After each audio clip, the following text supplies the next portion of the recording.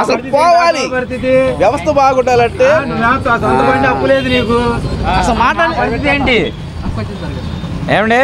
ఇప్పుడు free bus ఆయన 10,000 పెడతాను చంద్రబాబు గారు చెప్పలేదు, చెప్పారా? మీకేమైనా ఇంటిమేషన్ ఉందా? అది కాదు, అసలు మామూలుగా ఉందా? అసలే 10,000గానే ఉందా?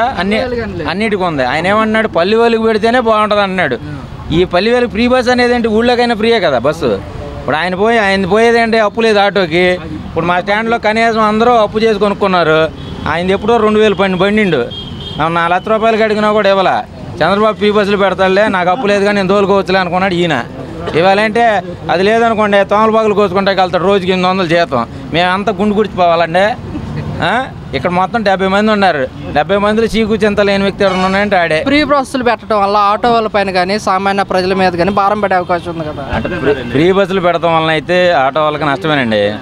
ఆ చంద్రబాబు గారు ఆలోచించి మంచి నిర్ణయం తీసుకోవాలని కోరుకుంటున్నాం.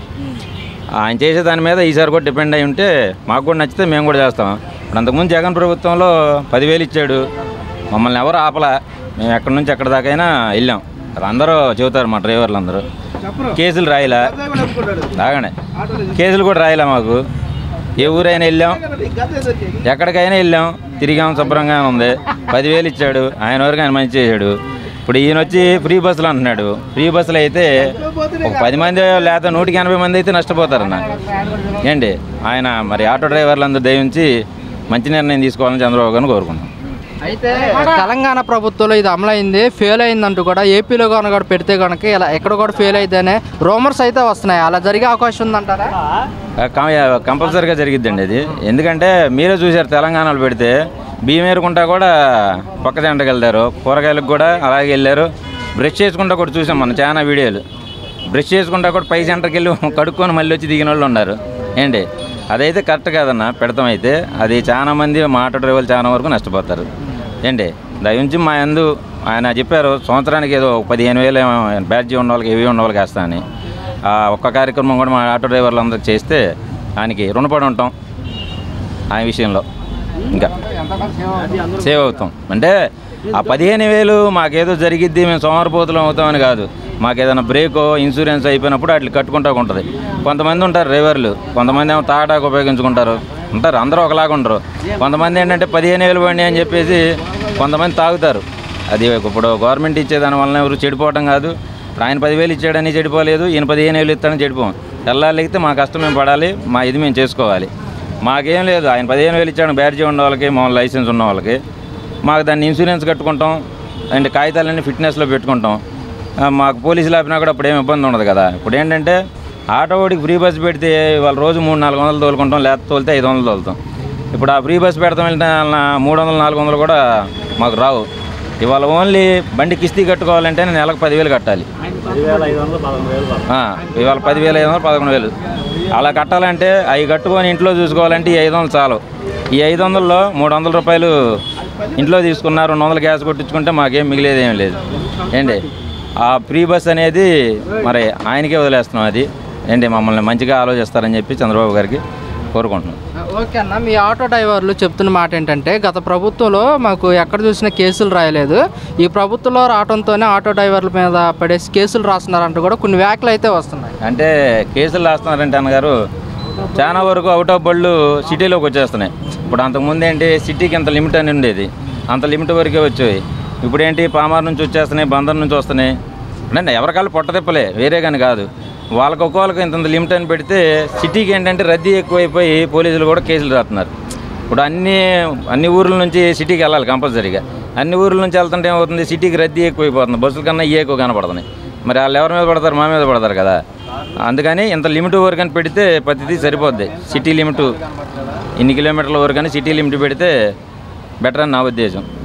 అప్పుడు వాళ్ళు కూడా కేసులు రాయడానికి అవకాశం ఉండదు కదా. అదే ఆయన ఇచ్చే 15,000 అయితే మాకు ఇన్సూరెన్స్ బ్రేక్ అవి చేయించుకుంటే ఇన్సూరెన్స్ 7,000, బ్రేక్ 3,000 అవుతుంది, 10,000 అవుతుంది. ఆయన ఇచ్చే 5,000 ఇంకా పైన మిగిలితే బండి రిపేర్లు అని చేయించుకుంటాం. కరోనా టైంలో చేశారని కొంతమంది అంటున్నారు. కరోనా టైంలో అంటే ఎవరికైనా భయం, అందరికీ కరోనా వచ్చింది, వాళ్ళు వచ్చి ఎలా చేస్తారు చెప్పు.